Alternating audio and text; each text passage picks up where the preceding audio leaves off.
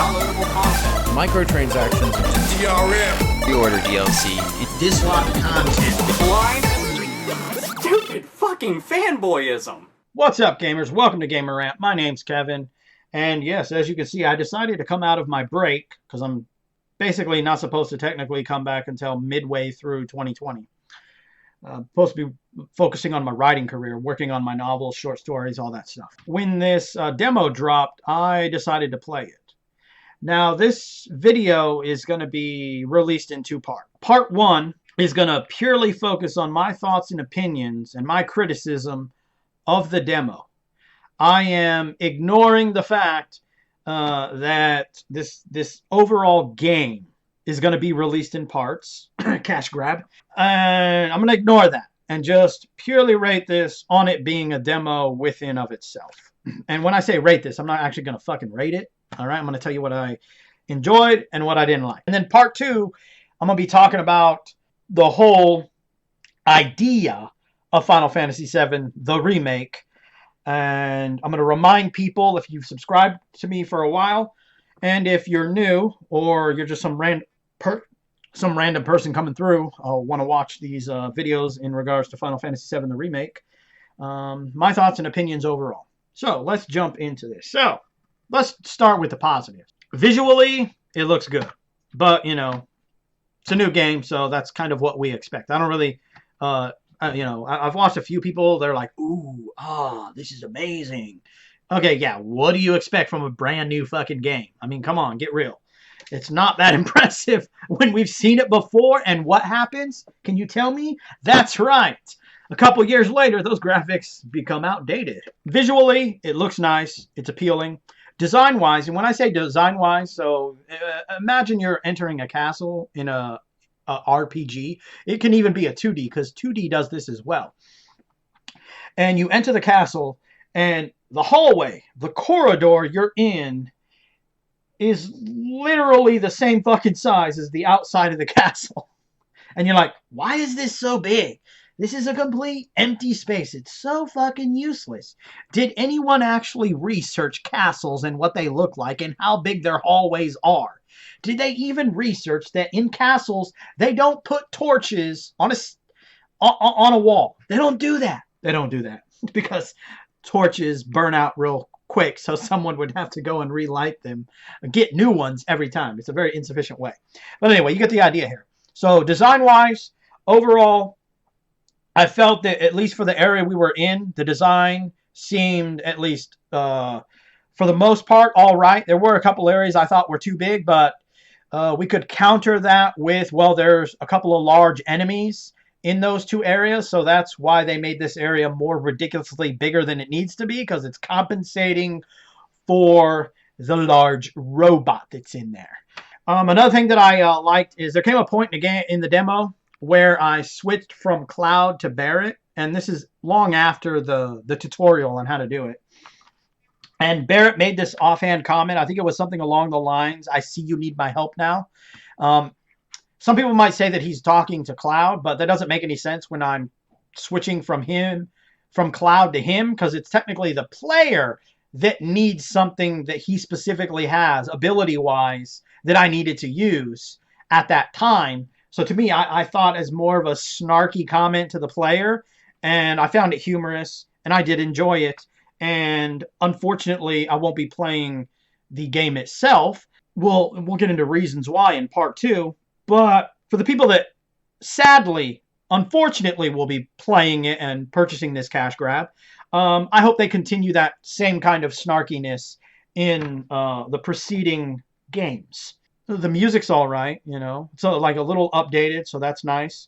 Now, you know, the biggest problem that I have with this game is the battle system. The battle system is garbage. It's dog shit. If you, I don't even have to jump to Final Fantasy 15. If you've played any action RPG, you know how this is going to be. Particularly for Final Fantasy VII, the attack button is square. So we're going to go square, square, square, square, square, square, square, square, square, square, square. My ATB gauge is up now. So bam, let's hit X. Do I want to select ability? Menu, abilities, magic, or an item. Another positive thing that I like about this is they just don't pause it when you bring up the command menu, it's like slow motion. So I guess that's another positive thing we could add to it that I actually enjoyed that they actually did. I thought that was pretty neat. It just goes into this like Matrix type thing, slow-mo, while I'm dicking around in the menu system, all right?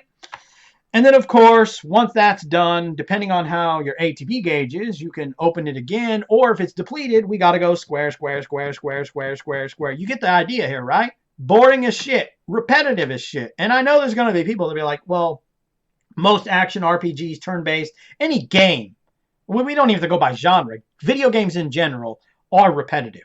A fighting game can become repetitive. But the difference between this is that there's a difference between let's use the same old stale bullshit that not only we, as in Square Enix, has used, but other developers has used for fucking generations.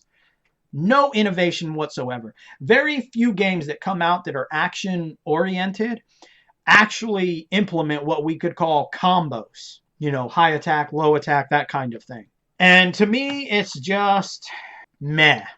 It's the same old boring shit we've seen. In fact, I watched 2 videos today. Partially one video. I watched Yang Ying's video. I didn't watch the whole thing, so if he did talk about the battle system, like actually criticizing it anyway, I don't know. So I'll give him currently, temporarily, the benefit of the doubt that he just didn't fanboy, but he gave some honest criticism about this regurgitated and reused, rehashed battle system that we've seen in other action RPG games that backdate all the way to the PS2, maybe even the PlayStation generation. But I did watch Happy Console Gamer, and most of his was just glorifying the demo. There was what we would call no real honest criticism for negative aspects. And when you look at this battle system, it's like, all right, I don't care how much of a fan you are of something. You're going to sit here and tell me that this battle system is fucking amazing, and that's horseshit. Because, quick pro quo, I did watch another YouTuber who was like, oh, this is amazing. The battle system is awesome. But on their same channel, I found them talking about Final Fantasy 15, and the battle system sucked ass. And this just goes to show you that there are people out there that, oh yeah, we'll criticize the one-button mash action RPG. If it's in an RPG we're not really fans of, but when it's in a game I motherfucking love, I grew up playing, god damn does it get a pass. So, you know, already we have people that have played this game, this demo, and they're giving it too many passes. Why? Because it's Final Fantasy VII. Just like Death Stranding got too many passes. Why? Because it's Kojima. There's a fine line between what we call honest criticism and, well, this shit can do no wrong, which is the precise thinking mentality of a fanboy or a fangirl. And you honestly, it's those kind of people that help hinder the improvements in any genre where this scenario takes place, because they're not giving honest criticism to, hey, I'm enjoying this, but this is clearly a problem. I mean, come on, we've seen this time and time again. So I guess you could say this is kind of my thoughts and opinions on the demo, and a few people I've seen and giving their thoughts and opinion. Clearly fanboys. I'm sorry. Hope you enjoyed this video in some fashion or form. And remember, gamers, if you're not voicing your thoughts and concerns about the repetitive nature of even games that you enjoy growing up and they're going to remake, you might be a part of the motherfucking problem. Especially if you're one of those people that apparently this shit can do no wrong. Because goddamn it, motherfucking Square Enix, it's motherfucking Final Fantasy VII, bitches. It can do no wrong. It is the Kojima of humans. If we were to, give it a human reference. Final Fantasy VII is the human version of Kojima. It can do no wrong. That's not what the gaming community needs in terms of honest criticism. Because whether you enjoy a person that's, like Kojima, or whether you enjoy a franchise, there should still be some honest criticism somewhere in there.